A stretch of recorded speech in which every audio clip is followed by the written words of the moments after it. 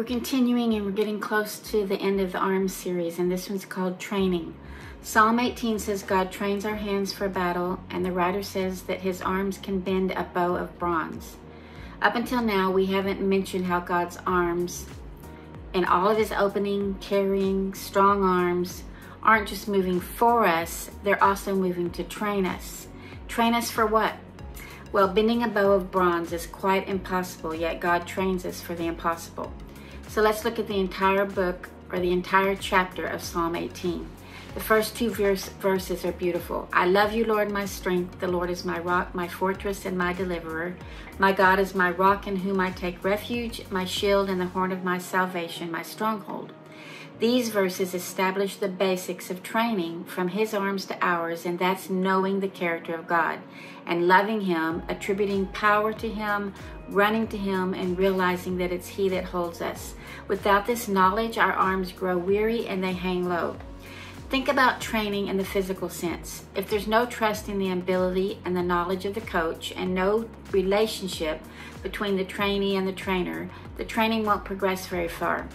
The minute the trainee thinks he knows a better way because he mistrusts the instructions of the coach, there's an ego and pride that rises over safety, wisdom, and strength.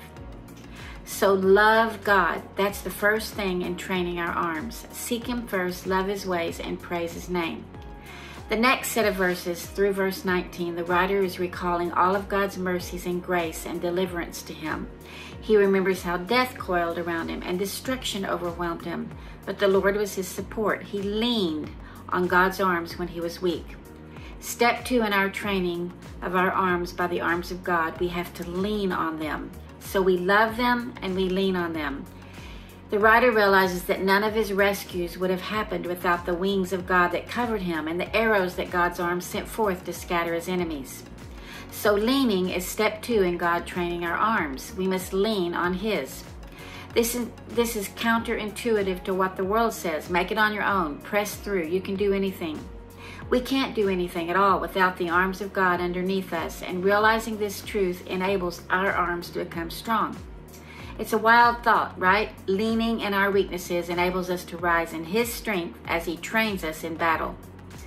The next set of verses might seem odd at first. David the writer talks about the cleanness of his hands and how he's not turned from God, he's kept himself from sin and been rewarded according to the cleanness of his hands.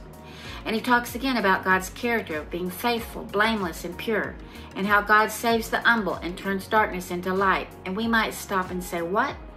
David did sin greatly as we read of his awful act towards a woman.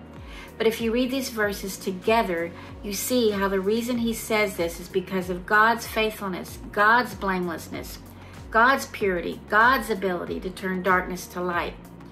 He has learned to receive forgiveness and mercy, and he knows that that's an act of God's open arms toward him, which he then trains him to arise and advance through a troop in verse 29. So we love him, we lean into his arms, and now we receive from his arms mercy and forgiveness from God, and that's the third training step in gaining strong arms and feet. We get to verse 34 where he says God trains his hand for battle to bend that bow of bronze, to do the impossible.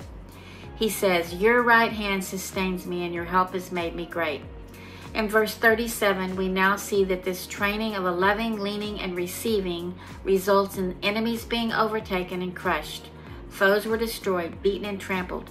How do you like that? Loving and leaning and receiving from God's arms, all positions of our heart, enable us to rise in victory over the worst of the worst. The end of the chapter returns again to praising the one who trains his arms for battle, the one that subdues, saves, and exalts, and it causes this writer to sing praise. So he ends with stating God's unfailing love. Are you feeling weak? Normally in our bodies, when we feel weak, we make a plan, set a schedule to exercise, work hard, press on for strong arms and legs to run a marathon, play a game, all good stuff.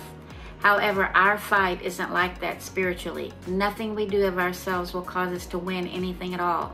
And what he trains us to do is love him, lean into him, and receive from him in order to rise with him in arms that do battles against the enemy.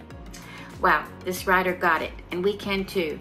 We can start by knowing God's character, fall in love with Him, realizing our weaknesses, lean into His strong arms, and then receive all the goodness and mercy that just falls from His heart into ours when we realize that we need a Savior. And see then if we don't see ripped arms when we look in the mirror of our heart.